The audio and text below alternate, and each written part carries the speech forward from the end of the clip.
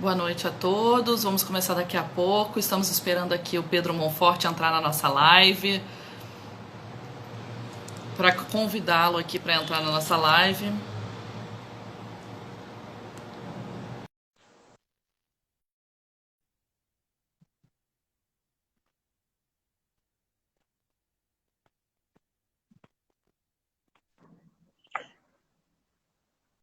Pedro, Oi, boa noite, tudo bem? boa noite, tudo bem? Você me ouve bem? Sim, Me vê também? Tudo tudo certo? certinho. Bem-vindo, muito obrigado por ter aceitado o nosso convite. Para quem não me conhece, meu nome é Camila Marins, sou jornalista da CISEND, Federação Interestadual dos Sindicatos de Engenheiros, e hoje estamos dando a sequência, a continuação, uma série de lives que nós temos feito aqui no nosso festival. O tema de hoje é Engenharia Solidária para enfrentar a desigualdade social. E recebemos Pedro Monforte, que é estudante de Engenharia de Materiais da UFRJ, integrante do coletivo Força Motriz, das Brigadas Populares e também do coletivo Sende Jovem Rio de Janeiro, do Sindicato dos Engenheiros do Rio de Janeiro. Bem-vindo, Pedro. Muito obrigado, Camila. Desde o começo já agradeço aí pelo convite. É muito bom estar participando e fortalecendo esse debate. E muito boa noite aí para todos que estão assistindo. Obrigada. Lembrando a todos que nos assistem, quem quiser pode enviar perguntas ao longo dessa conversa. Pedro, para começar, eu queria falar de uma nota que a UFRJ divulgou hoje, que sem vacina e sem o medicamento contra a Covid-19, não haverá aula presencial neste ano, considerando a saúde e a segurança dos trabalhadores da educação, dos estudantes. Na contramão disso, algumas instituições, principalmente privadas, defendem o modelo de AD. Qual é a sua posição sobre isso? Essa é uma questão muito séria atualmente, né? Inclusive, a gente tem discutido muito sobre isso no coletivo, porque todas as universidades, estudantes, enfim, todo o corpo estudantil brasileiro vem discutindo sobre essa questão. Isso é uma questão séria que, inclusive, tem tudo a ver sobre o que a gente vai discutir hoje, porque o que a gente defende no coletivo, e o coletivo nasceu com essa intenção de discutir o papel social do conhecimento, o papel social da engenharia, para que vale essa tecnologia que a gente constrói na universidade, né, e em outros espaços. E aí, essa é a verdadeira discussão, porque a EAD aparece. A EAD não é uma coisa ruim, por natureza. Inclusive, Darcy Ribeiro, um dos maiores educadores da história do Brasil, dizia que a EAD era uma das formas de educação mais democráticas que podem existir.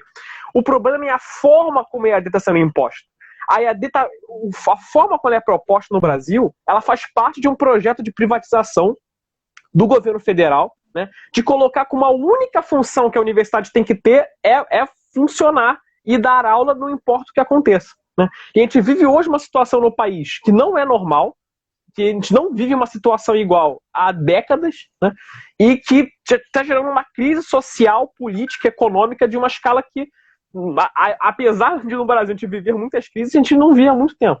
Então o papel da universidade agora não é pensar que tudo que ela pode fazer é voltar às aulas, como se a gente tivesse que voltar ao normal o mais rápido possível. O contrário, o papel da universidade agora é procurar soluções para enfrentar essa crise.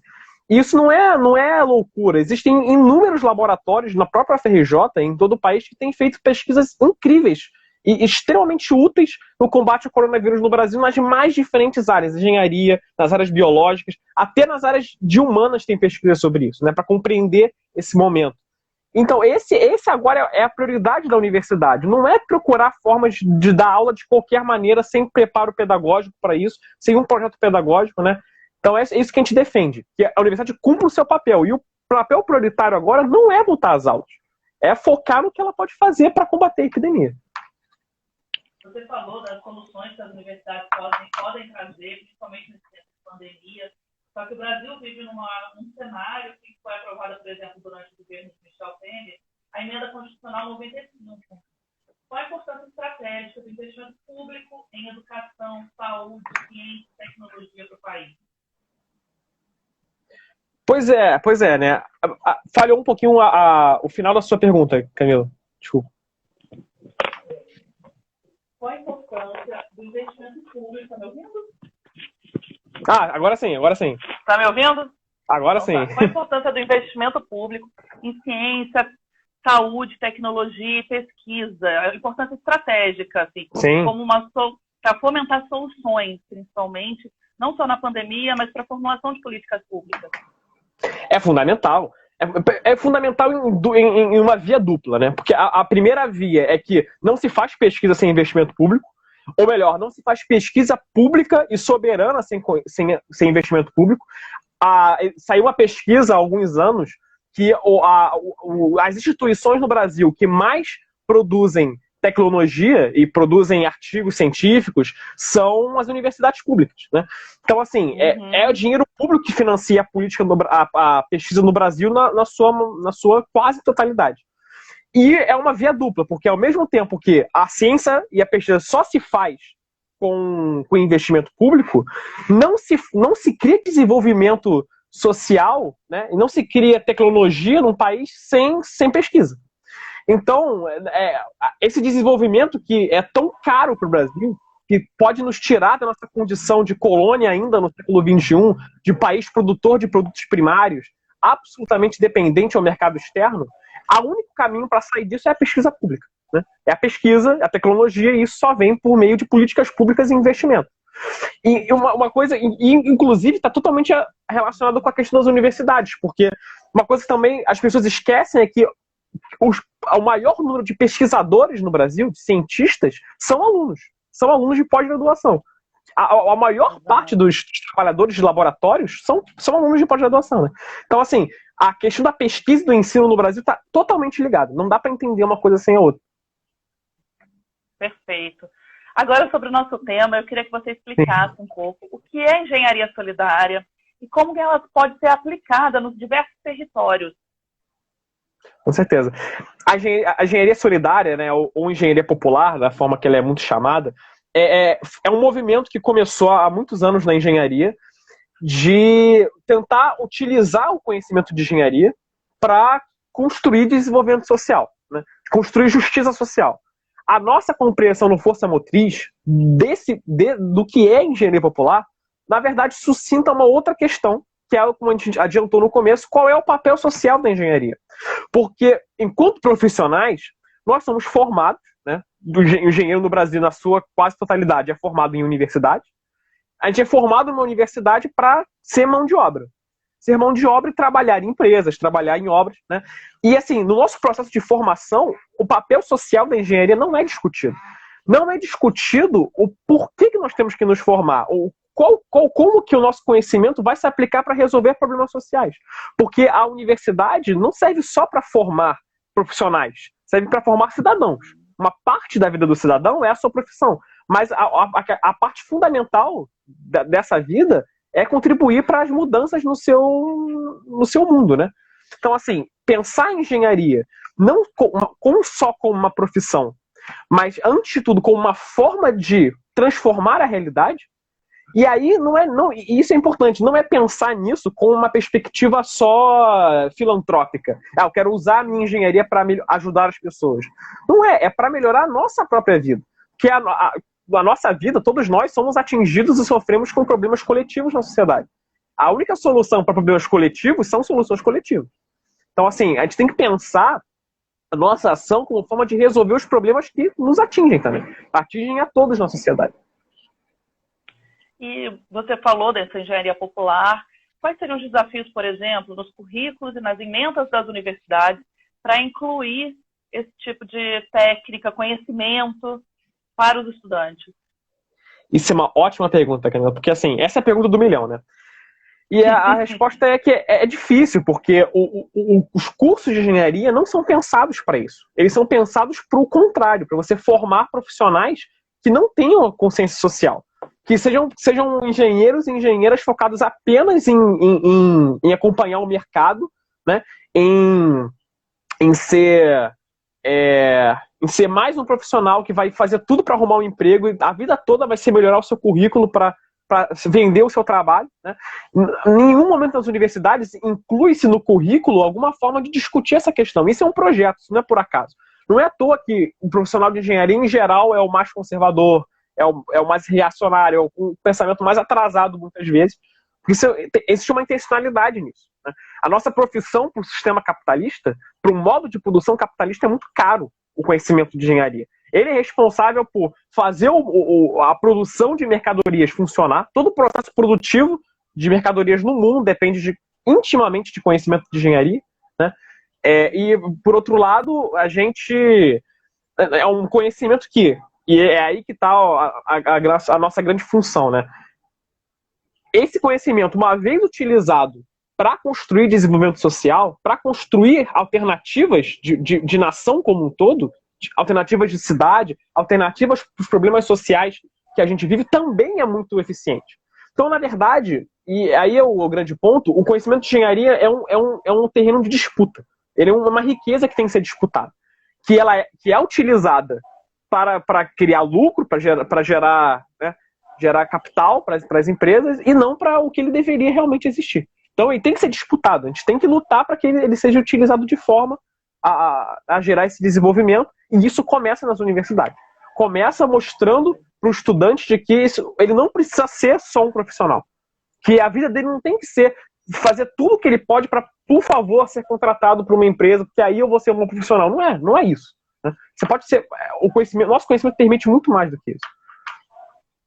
Perfeito, Pedro. Lembrando para quem nos assiste, quem quiser conhecer o coletivo de estudantes da FICEND, que é a Federação Interestadual de Sindicatos de Engenheiros, pode acessar nosso site www.ficend.org.br ou pelo Instagram, Coletivo de Estudantes da FICEND. No nosso site também tem uma cartilha sobre os principais direitos no estágio da engenharia, para quem quiser também saber os seus principais direitos. E, Pedro, a gente sabe que em 2008 foi aprovada a Lei 11.888, que prevê assistência técnica gratuita, mas que até hoje, infelizmente, ainda não foi implementada ou efetivada. Como ela poderia ajudar não só a sociedade, como também os profissionais a atuarem na área? Isso é fundamental, né? Porque a nossa área não tem, diferente da arquitetura e de urbanismo, algumas outras áreas que já implementaram isso juridicamente, já tem uma regulamentação desse tipo de atuação juridicamente, a engenharia não tem, né?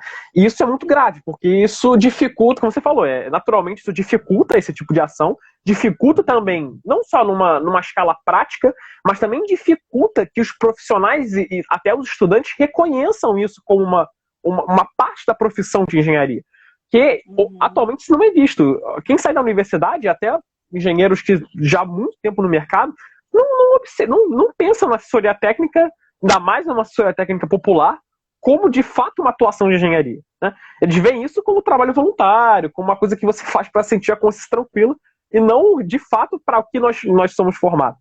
E o que a gente defende é que o contrário, é aí que a gente mais precisa de engenheiros e engenheiras, né? É nesse espaço que o nosso conhecimento consegue ter o seu verdadeiro significado, né? O seu verdadeiro papel. Então, seria fundamental. E o fato de exatamente na engenharia isso não ter sido regulamentado ainda, já é um sinal, né, daquilo que a gente já tinha falado, de como existe um projeto de manter a engenharia sem esse comprometimento social. Perfeito. Pedro, eu queria que você contasse um pouco das ações do Coletivo Força Motriz aqui no Rio de Janeiro e como ele se aplica aqui nos territórios. Sim, isso se confunde com a origem do Força Motriz, né? Porque o Força Motriz hoje faz parte das Brigadas Populares, que é uma organização política que atua em muitos campos, e aqui no Rio de Janeiro a gente atua muito com a questão da moradia, a luta pela moradia, né? E a gente começou a trabalhar com ocupações urbanas. A primeira ocupação que a gente começou a trabalhar aqui no Rio foi na Pavuna, em 2017, e foi ali que começaram a surgir algumas demandas na luta das ocupações que poderiam ser respondidas com conhecimento de engenharia, né? E foi exatamente daí que surgiu a ideia de criar o Força Motriz, né? Que existem demandas para esse tipo de conhecimento, nós temos esse conhecimento, então, né, nós começamos a construir isso. Atualmente, nós atuamos em diversas comunidades aqui no Rio, nós atuamos com bastante ênfase na Pavuna, em duas comunidades lá, a FICAP e a Gringolândia. Nós atuamos também na Barreira do Vasco, em São Cristóvão. Também atuamos na Rocinha. E no centro da cidade, atuamos na Gamboa e no centro mesmo, no centro histórico. A gente trabalha muito com ocupações, e isso vem da nossa origem, né? mas hoje nós criamos projetos que trabalham com as comunidades como um todo. Então, por exemplo, nós temos um projeto na Rocinha de construir construir e reformar um centro comunitário onde vai ser sede de um pré-vestibular comunitário, pré-vestibular Só Cria. Inclusive, quem tiver interesse aí pode pesquisar, que o Instagram deles é ótimo. Nós temos 2 projetos também na Barreira do Vasco atualmente, de uma horta comunitária, agroecológica, e de um pré-vestibular lá também, né? Inclusive vai ser uma extensão do pré-vestibular Só Cria. E fora isso, a gente tem uma base muito grande do Força Motriz, que é na parte de construção popular, né? Que a maior parte dos nossos projetos são isso, né? São reformas, são alguns projetos de infraestrutura nas ocupações para melhorar a infraestrutura do espaço, toda essa parte de construção e infraestrutura popular, né? Esses são os principais projetos atuais. Perfeito. E a gente vê o quanto isso é importante, porque hoje, durante a pandemia, por exemplo, é fundamental ambientes ventilados, o que não é uma realidade nas favelas, por exemplo, nos territórios periféricos. Essa é uma das maiores dificuldades. Também o acesso à água, ao saneamento. Então, a engenharia é fundamental no processo aí de democratizar a política pública para o Estado chegar nesses territórios, de alguma forma. E, Pedro, eu queria saber também como um estudante que está na universidade hoje quer se politizar, quer apoiar uma ação de solidariedade, pensar solidariedade não só, como você falou, mas também como projeto político de transformação social. O que ele pode fazer, a quem ele deve recorrer, inclusive em outros estados? Isso é uma coisa muito importante, porque a universidade, por mais que o papel social dela esteja, quer dizer, ou melhor, a consciência sobre o papel social da universidade no Brasil todo seja muito aquém do esperado, ainda existem muitas iniciativas em todo o Brasil em relação a isso, que se congregam na ideia de extensão universitária, né? A ideia de você conseguir utilizar o seu conhecimento para, de fato, gerar transformações na sociedade. A nossa grande defesa aqui com Força Motriz no Rio é que a extensão, às vezes, é esquecida nas universidades, mas ela é a parte mais importante, né, da universidade. A gente costuma dizer que a extensão é um nome muito bonito que inventaram para o papel da universidade. É para isso que a universidade serve, para criar conhecimento para ser aplicado fora, né? O papel da universidade está fora da universidade, né? Só que para isso a gente precisa dos outros papéis, que são o ensino e a pesquisa. Então, assim, existem projetos de extensão muito que pensam esse tipo de coisa enormes em todo o Brasil.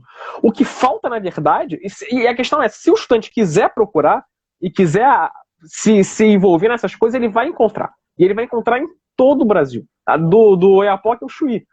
O que falta, na verdade, é o incentivo das universidades, dos departamentos, né? E não só dos departamentos, mas uma mudança institucional nas universidades que coloque para o estudante essa questão durante a sua formação, né? Coloque para a necessidade dele procurar esse tipo de ação. Porque o curso de engenharia, a gente tem que lembrar que ele é muito pesado. Assim. Ele impõe um monte de coisas para o estudante.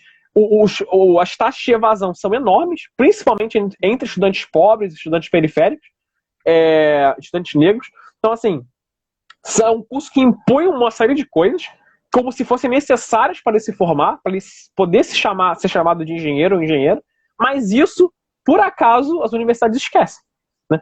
Como se isso não fosse importante para a formação de um engenheiro. E é a coisa mais importante.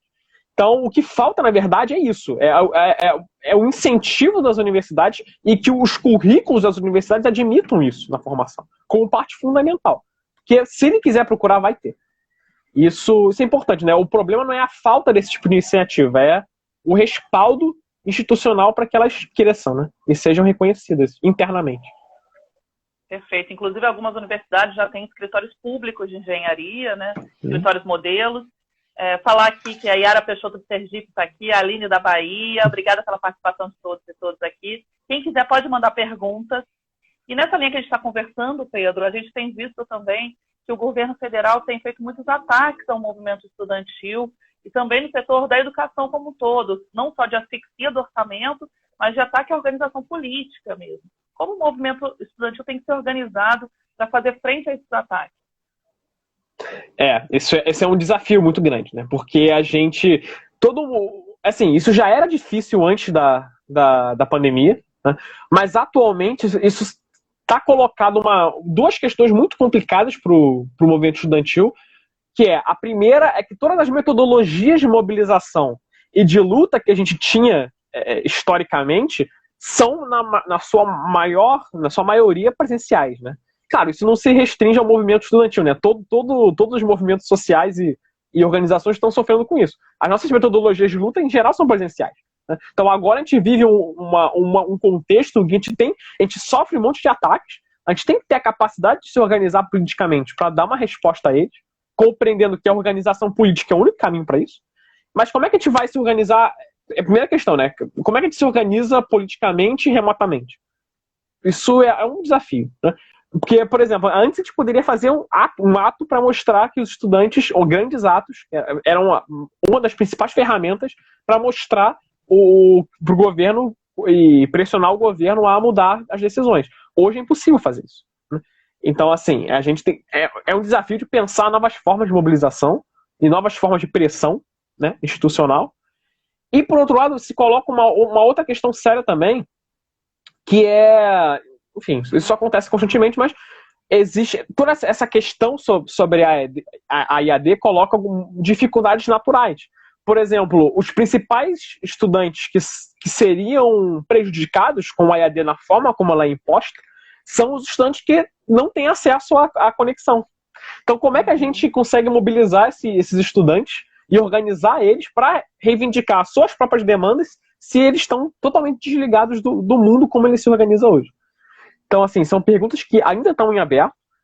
O movimento estudantil em todo o Brasil tem feito um esforço hercúleo aí porque, assim, não dá nem tempo de parar para pensar soluções, né? As soluções têm que aparecer durante o percurso.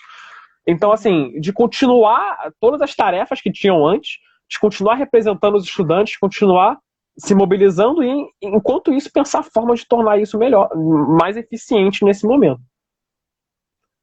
Perfeito. Estamos conversando aqui com Pedro Monforte, que é estudante de engenharia da FRJ e do coletivo Força Motriz, também do coletivo de estudantes da FICENGE e do Sindicato dos Engenheiros do Rio de Janeiro.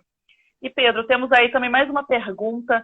Quem quiser, inclusive, pode mandar perguntas que a gente faz aqui para o Pedro. Uma pergunta que é a seguinte: como os sindicatos podem aproximar os estudantes para o seu interior? Eu adoro essa pergunta quando fazem, Camila, porque uma coisa que... Não, sério, porque a parceria que o Força Motriz começou uma parceria com o SENGE, RJ, vai fazer 3 anos agora, eu acho. 2 ou 3 anos. Assim, isso foi uma experiência muito, muito incrível pra gente. E eu falo até no sentido pessoal, assim, porque eu entrei em contato com o sindicato com 4 anos de engenharia, 4 anos de universidade. Tava quase no fim. Ainda estou quase no fim, né? Mas engenharia é assim, é que nem obra, uma hora acaba. Então, assim, eu entrei no sindicato extremamente decepcionado com a engenharia. Porque a visão que eu tinha na universidade era essa visão de uma engenharia antipopular, de uma engenharia despolitizada, absolutamente reacionária. E aí eu entro no sindicato e eu percebo que a gente não estava sozinho. Existem diversos profissionais, muitos profissionais na área, que já tinham essa compreensão, né, e que entendem a importância dessa luta da engenharia popular, né? Então, assim, isso eu tô falando pessoalmente, assim, isso foi uma experiência muito, muito incrível para mim, porque eu entrei ali e falei, gente, eu achei que eu estava sozinho esse tempo todo e tem tudo isso aqui, né? E aí, assim, eu e o Força Motriz tivemos a sorte de quebrar essa barreira, né, e perceber que uma coisa que infelizmente no Brasil ainda é muito, muito, muito devagar, que é um relacionamento orgânico entre o movimento sindical e o movimento estudantil, né? Que é algo que eu acho que deveria estar muito mais avançado e que teria muitas vantagens se estivesse muito mais avançado. Não tem motivo para não estar avançado, assim. É claro que existem questões práticas que dificultam isso, e muitas vezes políticas, mas isso é uma barreira que tem que ser quebrada, né? E assim, a nossa experiência com Força Motriz, eu avalio que é uma experiência que mostra a força que isso pode ter, né?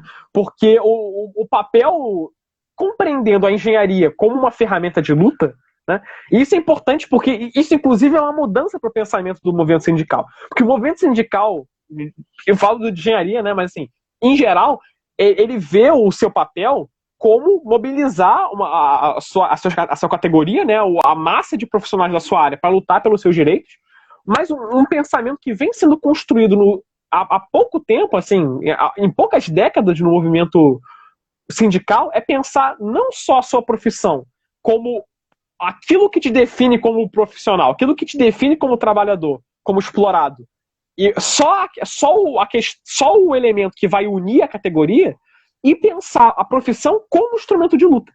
E isso é um salto de consciência muito importante, porque, como a gente falou inicialmente, o conhecimento de engenharia não é uma criação do capital. O conhecimento de engenharia é um instrumento, é uma ferramenta que está em disputa.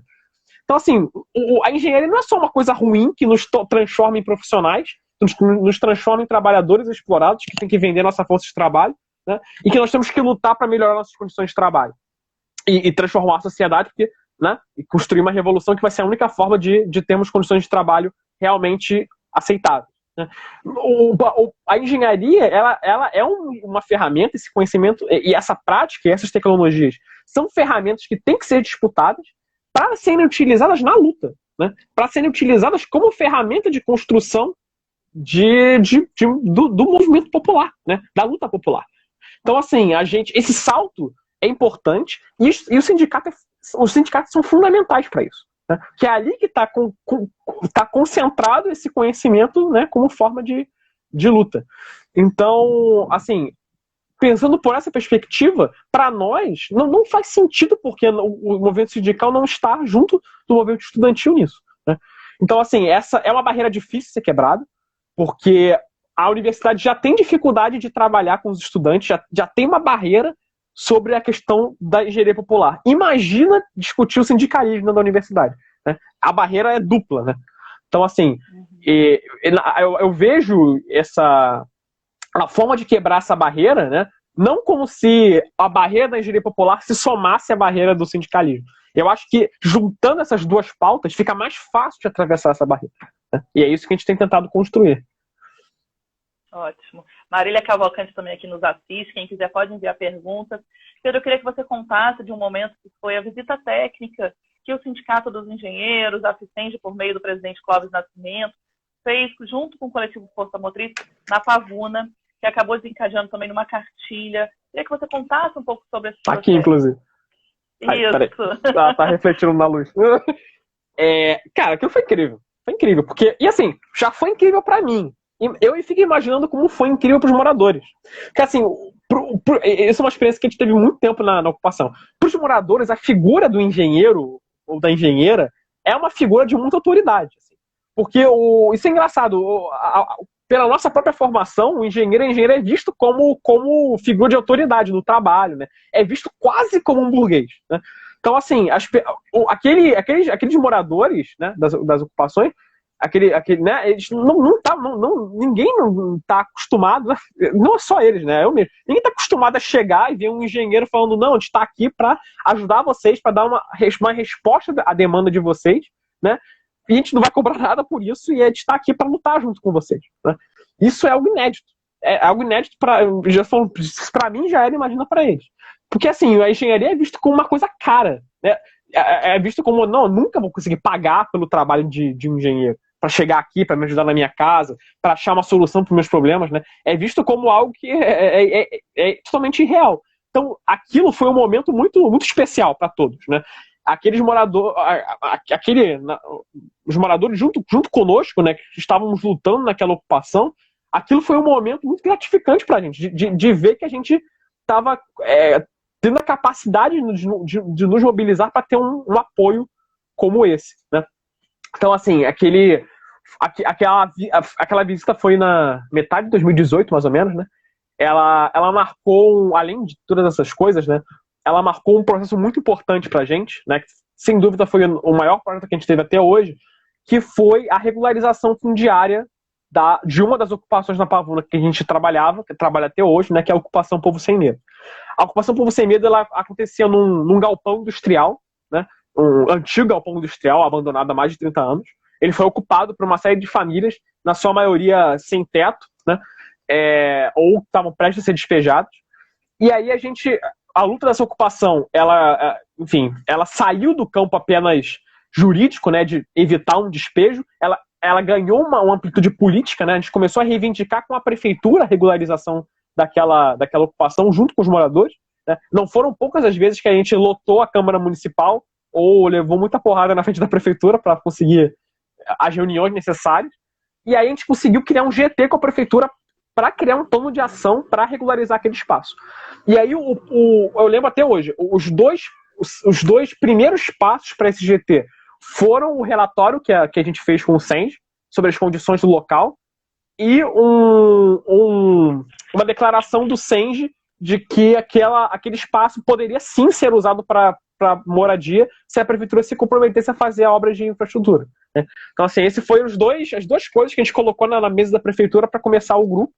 E o grupo de trabalho, inclusive, teve a participação de um companheiro do SENS, o Marco Antônio, que esteve lá todas as reuniões em ponto para participar das reuniões e fortalecer isso, que foi uma grande vitória, né? No final do ano, a gente teve mais ou menos 6 meses de reunião do GT, e no final nós conseguimos, o GT acabou, a gente conseguiu aprovar com a prefeitura a regularização, e hoje nenhuma ocupação nessa região da Pavuna sofre com risco de despejo.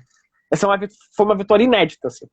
Porque a maior parte das ocupações, até isso nunca acontece. Nunca é regularizado. A maior parte tem uma ordem de despejo, aí ele é adiado, a gente consegue adiar por alguns anos, depois volta, né? Sempre continua o risco. Lá a gente conseguiu, pelo menos no sentido jurídico, anular esse risco depois de todo esse esforço aí nesse grupo. Então, foi um momento muito especial.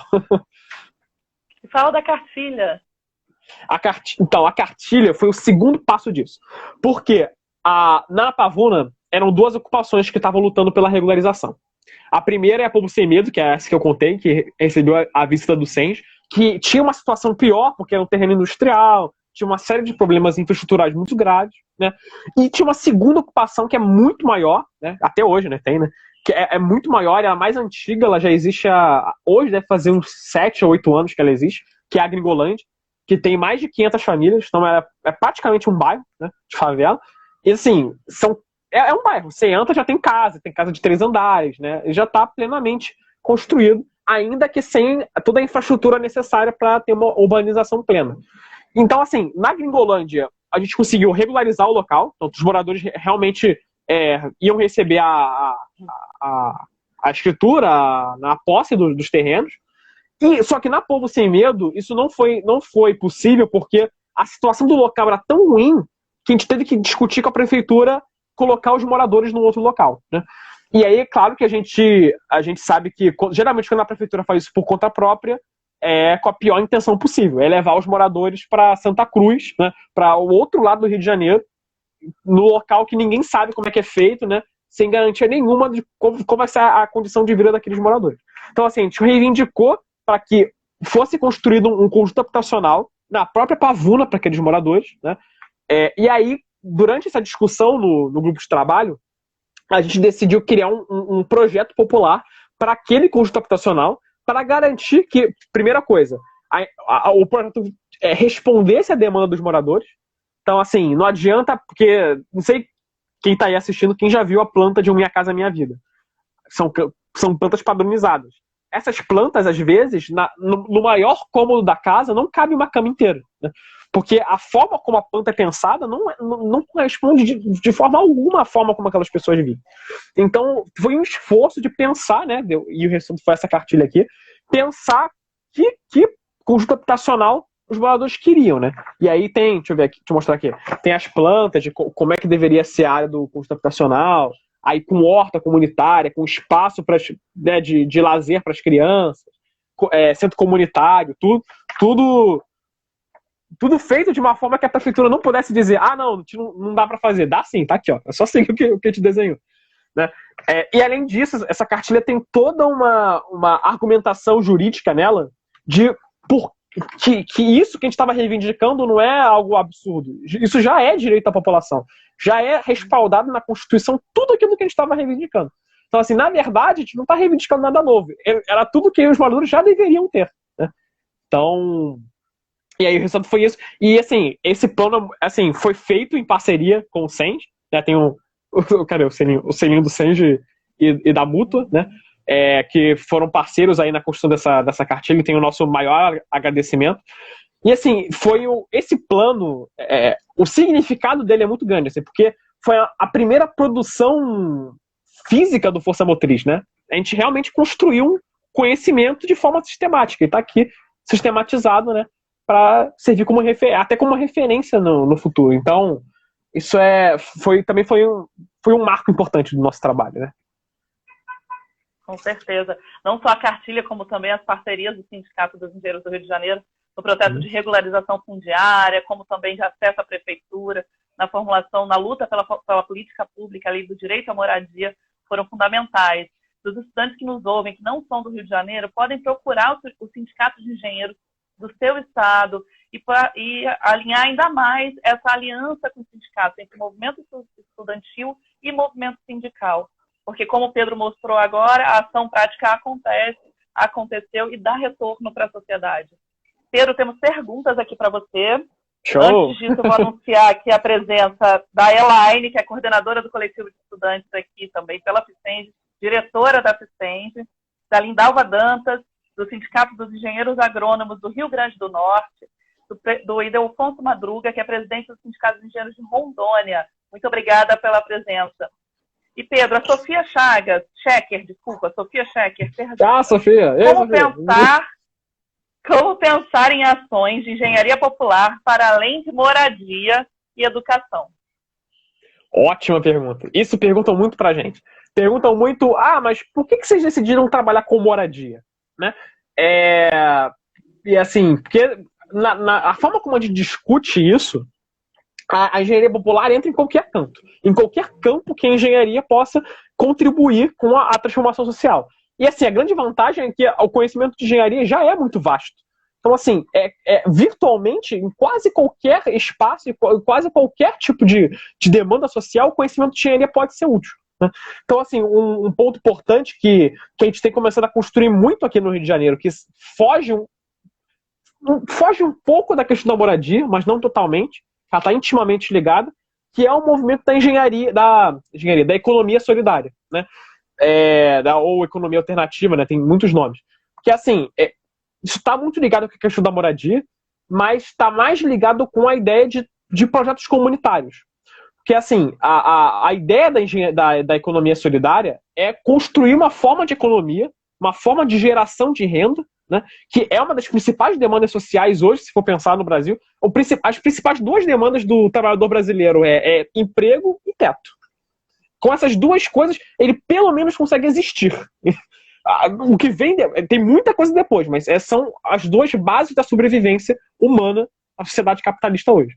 Então, assim, a moradia se resolve com a luta pela moradia e a renda pela luta por emprego ou por renda. Então, assim, esse movimento ele entra como uma forma de propor uma solução, um instrumento de luta para o problema da renda que não dependa necessariamente da luta pelo emprego, né?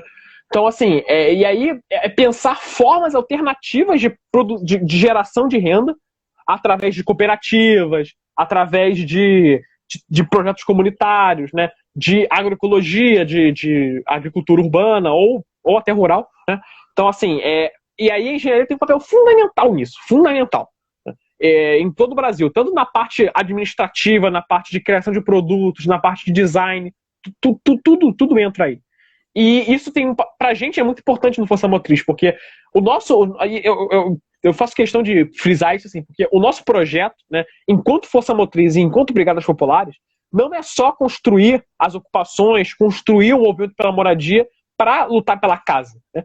A gente vê o movimento pela moradia como uma forma de mobilizar a população enquanto forma fundamental, como eu falei, né, como uma das principais demandas mais básicas possíveis para o trabalhador, né? E através da luta pela moradia, o trabalhador perceber que, se organizando politicamente, ele consegue mudar a sua realidade. Então, em palavras mais diretas, se eu me organizar politicamente, eu consigo a minha casa.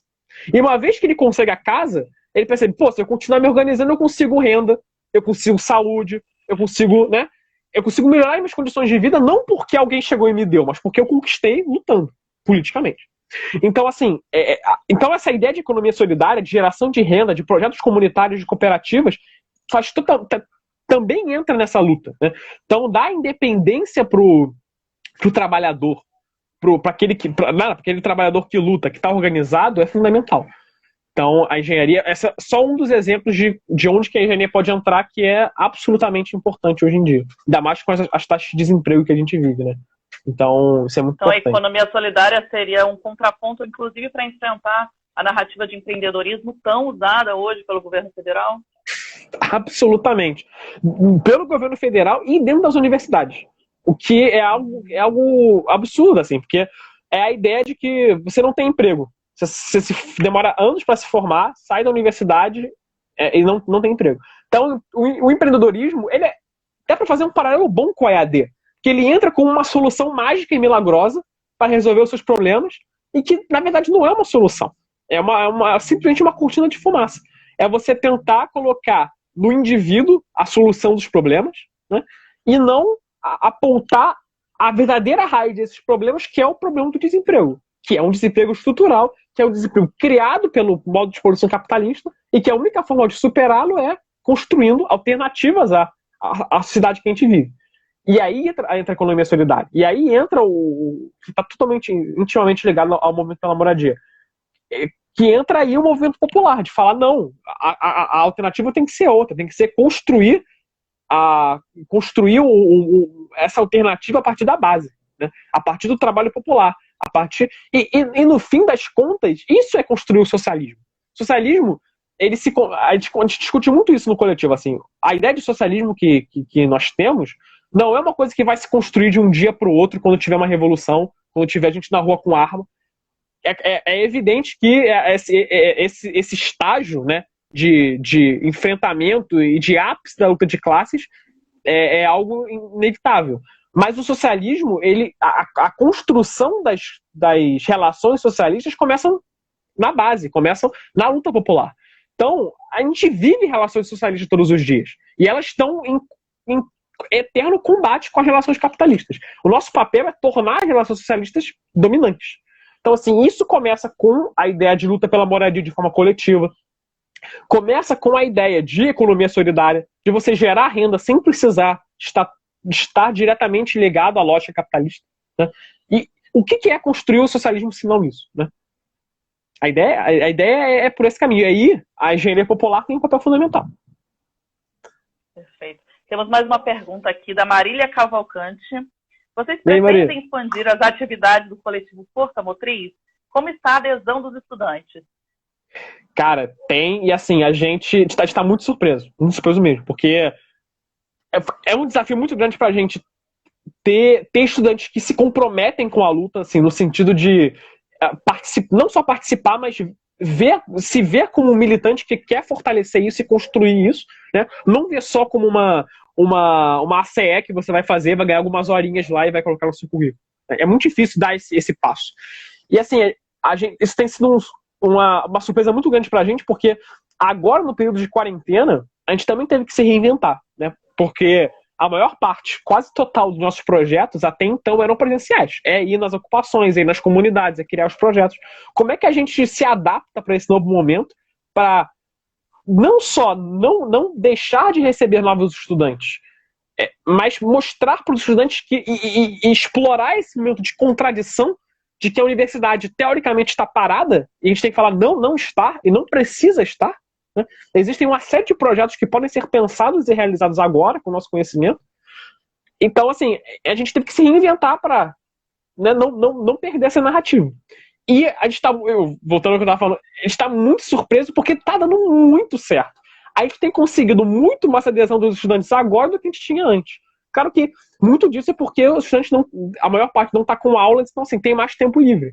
Mas o nosso papel é exatamente aproveitar essa oportunidade para mostrar para os estudantes que agora que eles têm tempo livre, eles podem construir esse tipo de projeto, eles podem se organizar nesse tipo de ação, e é uma coisa que não vai precisar acabar quando as aulas voltarem, né?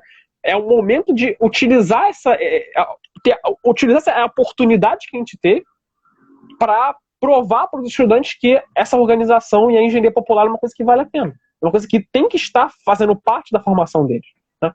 Então, assim, a gente tem dado muito certo e a gente só está querendo expandir cada vez mais ideias de projetos que possam ser feitos agora para envolver os estudantes. E eu vi que vocês lançaram uma plataforma multiprofissional. Sim. Com várias áreas, né? Eu queria que você contasse um pouco isso para a gente, como as pessoas também podem ajudar, contribuir de alguma forma e participar. Cara, o sistema que a Camila está falando, pessoal, é o Favela Viva, que o coletivo lançou há algumas semanas, que é uma plataforma de assistência online para moradores de favela. O Favela Viva é a menina dos nossos olhos agora, porque ele é um projeto que não só dá uma resposta a uma demanda dos moradores de favela enorme, né, que já existia antes, que só aumentou com a quarentena, né, que é ter acesso a profissionais de saúde, profissionais da área jurídica, assistência social, psicológica, né, que são as 4 áreas hoje que o Favela Viva cobre. Então, assim, eles têm uma demanda enorme de ter acesso a esse tipo de profissional, né? O ideal é que o acesso fosse completo, né? As famílias de fato pudessem ter um atendimento com esses profissionais, né?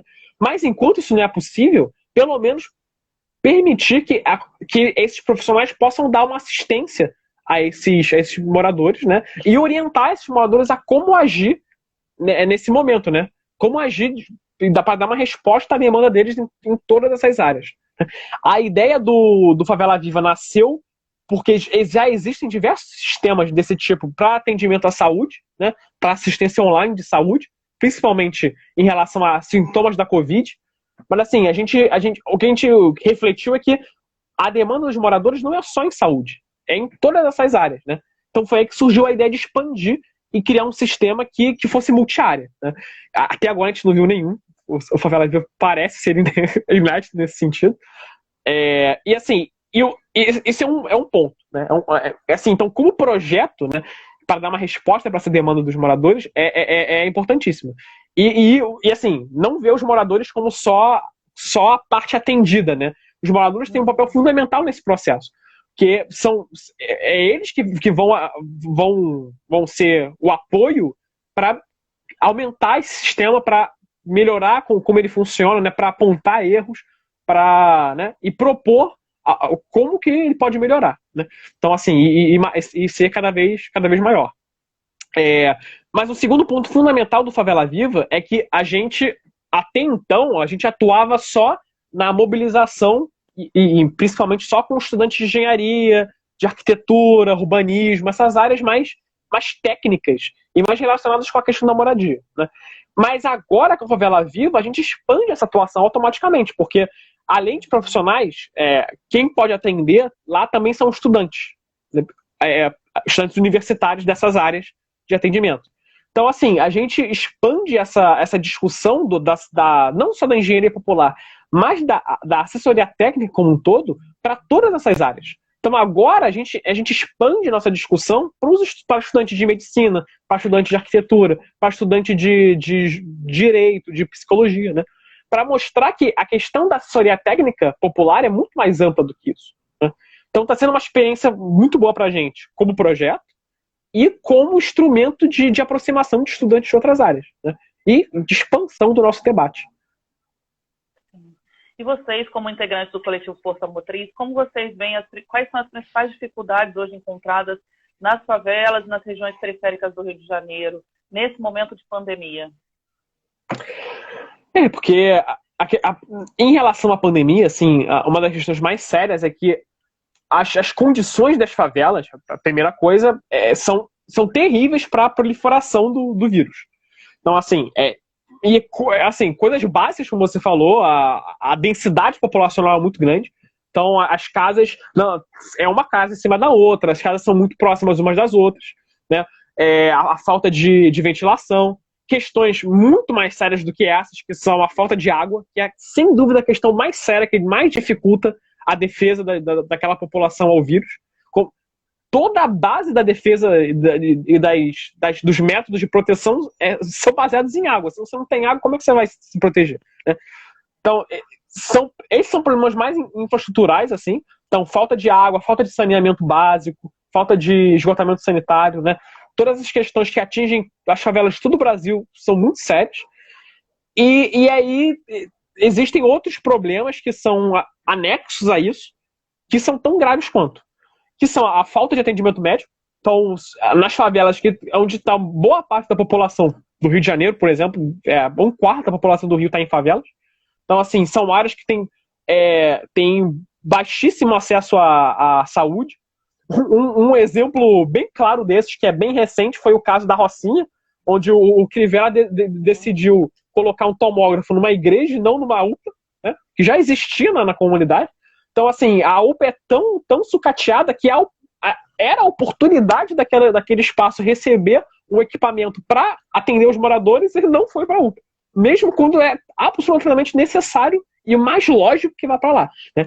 E aí, mais uma vez, as razões políticas desviaram esse equipamento, né? E impediram que a comunidade fosse plenamente atendida por esse equipamento, né? Então, assim, tem isso, tem a falta de acesso, né?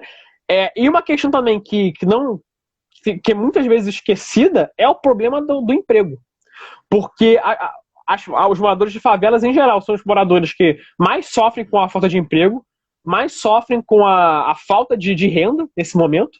E aí você coloca uma situação em que o auxílio de renda do governo deveria ser muito maior, e deveria ser um auxílio que atendesse a todos de fato, que não está acontecendo. O auxílio tem sido feito de uma forma que aumenta a burocracia de forma absurda para os moradores receberem, né?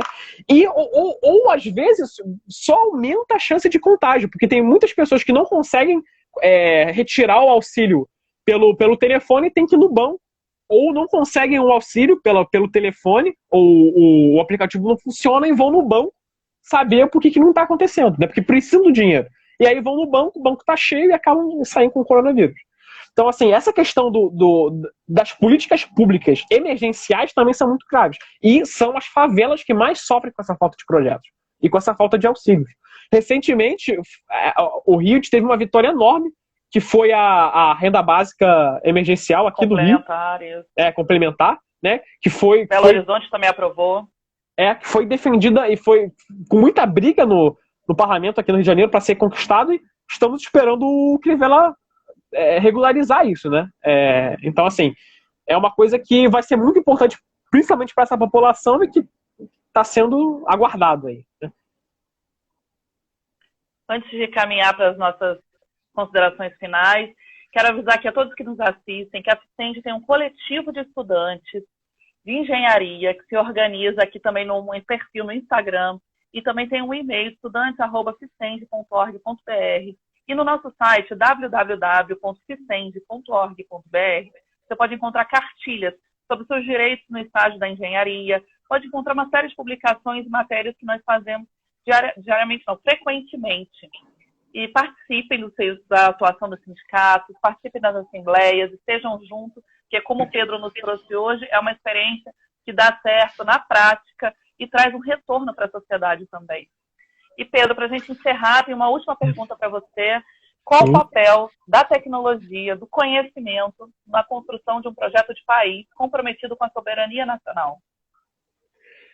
É fundamental, né? Como a gente conversou no comecinho da nossa live aqui, não se constrói soberania nacional sem pesquisa, sem ciência, né? O Brasil nasceu há 500 anos atrás como uma colônia e não deixou de ser uma colônia hoje. Até hoje o Brasil, e isso só se deteriorou nos últimos anos, o Brasil continua sendo um exportador de produtos primários. A maior parte da economia brasileira é baseada nisso. Até porque uma coisa que muitas pessoas esquecem é que, tudo bem, o Brasil tem um parque industrial grande, era bem maior há alguns anos. A gente teve a maior desindustrialização da história do Brasil na última década. Até maior do que durante todo o século XX, né? Então, assim, e não é só isso. Parte do parque industrial brasileiro é baseado na economia de exportação. Então, se o Brasil para de exportar, boa parte da indústria vai quebrar, porque ela depende necessariamente, né, daqueles produtos que são exportados. Então, assim, é o que a gente chama de indústrias que são totalmente anexas à exportação.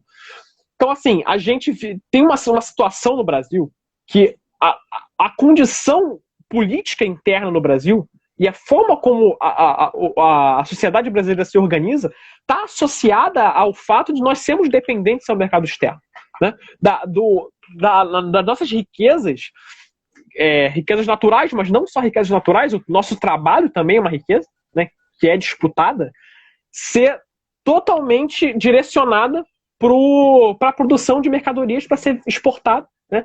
E sem que isso traga um benefício para o Brasil. Pelo contrário, nós somos constantemente assaltados, né? E nossas riquezas são levadas por outros países, né? Como forma de exploração. Então, assim, isso se coloca em muitos sentidos. Não é só no ramo industrial, né? Os nossos empregos estarem, muitas vezes, parte dos nossos empregos estarem associados a empresas estrangeiras. Ou nem só isso, né? Boa parte da nossa condição da base alimentar brasileira, a gente tem discutido muito isso no coletivo, porque a gente tem começado um grupo de estudos de agroecologia agora. Boa parte da produção agrícola brasileira é feita para exportação. Então, assim, o preço dos alimentos no Brasil, que define a vida de a maior parte dos brasileiros, e é fundamental para a condição de vida dos brasileiros, os produtos são muito caros, os alimentos são muito caros e de baixa qualidade, porque a nossa agricultura é direcionada para exportação.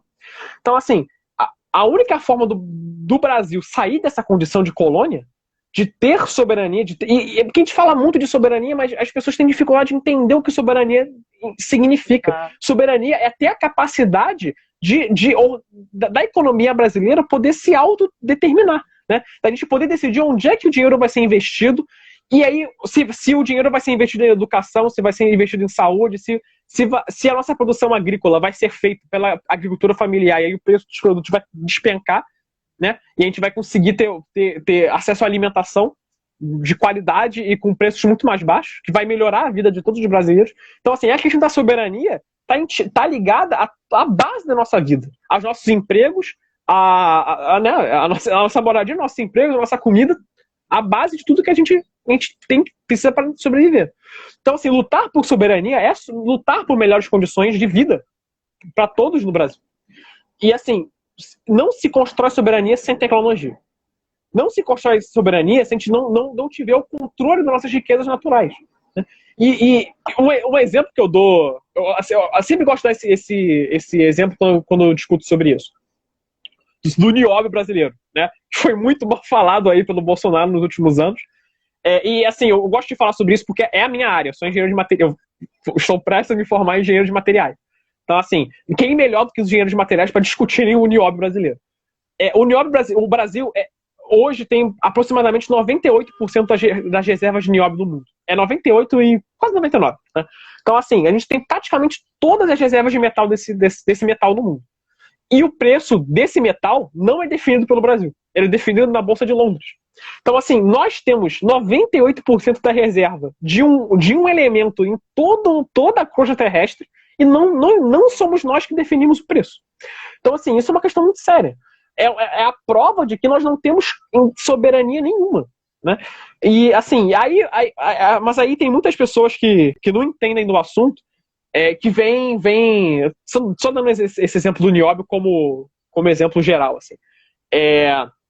Tem muitas pessoas que viram e falam, não, mas o nióbio ele é inútil, porque usam uma poeirinha de nióbio um pouquinho só, e que dá para ser substituído por qualquer coisa. Então, se o Brasil quiser controlar o preço, colocar o preço lá em cima, para a gente lucrar na venda externa, o mundo só vai parar de usar nióbio e a gente vai ficar com esse metal para não fazer nada. E isso é uma grande mentira, isso é uma grande falácia. O nióbio tem aplicações únicas que só ele consegue fazer. Por exemplo, existem ligas supercondutoras que são baseadas em nióbio, que são feitas de nióbio e titânio. Inclusive, a fiação do LHC, que é o grande colisor de Hadrons na Suíça, que é o maior acelerador de partículas no mundo, que é possivelmente hoje o maior equipamento científico da história da humanidade, toda a fiação dele é feita de nióbio e titânio. Então, assim, é um material... que a nossa live vai cair daqui a pouco. Falta o quê? Uns 25 segundos. Ai, meu Deus. A gente pode voltar, encerrar essa e voltar. A gente pode só pra se despedir. Isso. Então vou encerrar essa daqui, a gente volta daqui a pouco. Voltem aqui todo mundo.